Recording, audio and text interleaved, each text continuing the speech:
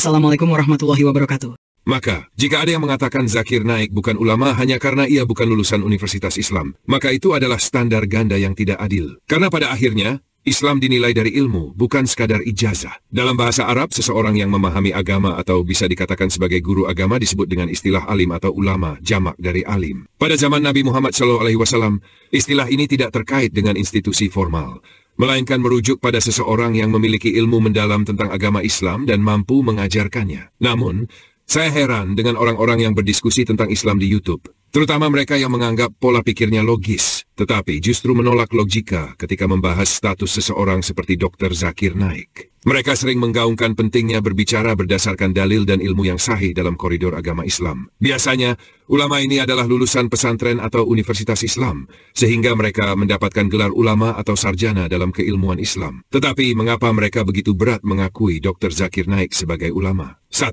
Kapasitas ilmu Dr. Zakir Naik. Padahal, jika kita melihat Dr. Zakir Naik, bukan hanya hafal Al-Quran dan sebagian hadits, tetapi juga memahami kitab-kitab agama lain. Dalam perdebatannya, ia sering menggunakan kitab-kitab agama lain untuk menunjukkan perbedaan dan kontradiksi yang ada.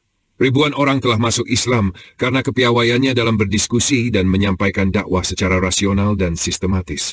Dr. Zakir Naik tidak hanya hafal, tetapi juga ahli dalam meletakkan dalil dengan tepat sesuai konteks. Ia cerdas dan siap berdebat dengan siapa saja, terutama non-muslim, karena memiliki dasar yang sangat kuat dalam memahami Islam serta kesalahan dalam kitab-kitab agama lain. Dari sini saja, kita bisa melihat bahwa kapasitas keilmuannya lebih luas dibandingkan banyak ulama umum, terutama dari Indonesia. Yang dilakukan Zakir Naik melebihi keumuman yang biasa dilakukan oleh ulama, di mana mereka memberikan ceramah hanya satu arah. Sedangkan Zakir Naik menghadapi ribuan orang berdiskusi dan berdebat dalam dua arah. Dua ulama tidak terbatas pada gelar akademik atau institusi formal. Dalam sejarah Islam, ulama tidak selalu berasal dari lembaga resmi.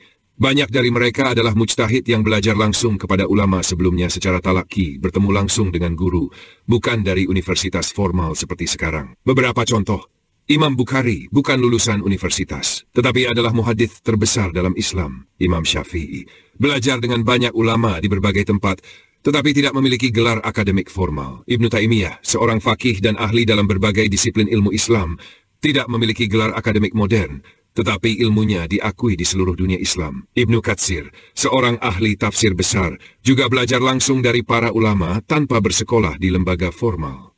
Sejarah membuktikan bahwa keulamaan seseorang diakui bukan karena gelar, tetapi karena ilmu, hafalan, pemahaman, dan kemampuannya dalam menyebarkan kebenaran. 3. Mengapa sebagian ulama tidak mengakuinya? Ulama yang tidak mengakui ini, mereka seolah-olah sangat modern dan logis.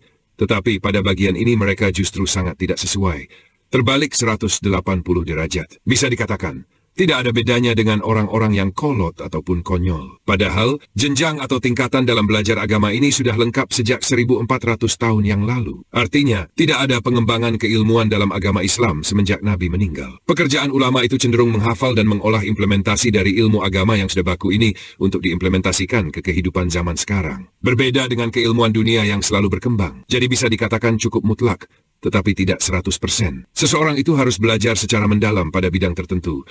Bahkan yang sudah menjadi profesor pun, bisa terjadi ia mengulang pelajaran pada level sarjana, karena ia ingin menuntut keilmuan di bidang lain. Itu sebabnya jika kita kaji lebih mendalam, kata ulama, alim, imam, pada awalnya itu tidak ada organisasi resmi atau institusi yang resmi mereka berasal. Ini bukan artinya meremehkan ulama, tapi kita harus fair saja, adil, logis dalam menilai.